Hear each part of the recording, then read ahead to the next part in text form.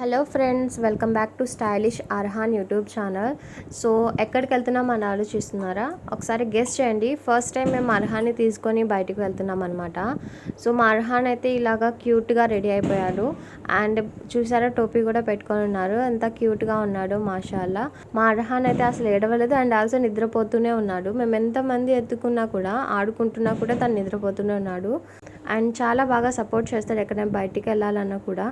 ఇప్పుడు మా అర్హాన్కి అయితే థర్డ్ మంత్. ఈ థర్డ్ మంత్లో ది బెస్ట్ ప్లేస్ ఏమైనా ఉంది అర్హాన్ని పిలుచుకొని వెళ్ళాలి అనుకుంటే అది ఇదేనండి మా సైడ్ నుంచి అయితే.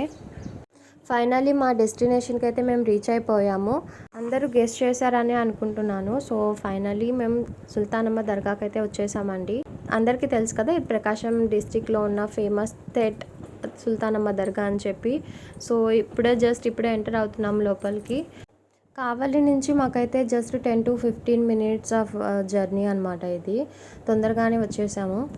నేనైతే చాలా రోజుల తర్వాత ఇక్కడికి వచ్చానండి. అది కూడా పెళ్ళైన తర్వాత, ఫస్ట్ అర్హాన్ పుట్టిన తర్వాత ఫస్ట్ టైం ఇక్కడికి వచ్చామన్నమాట. చాలా హ్యాపీగా ఉంది. అంటే ఇక్కడికి వచ్చిన తర్వాత చాలా ప్రశాంతంగా అనిపించింది.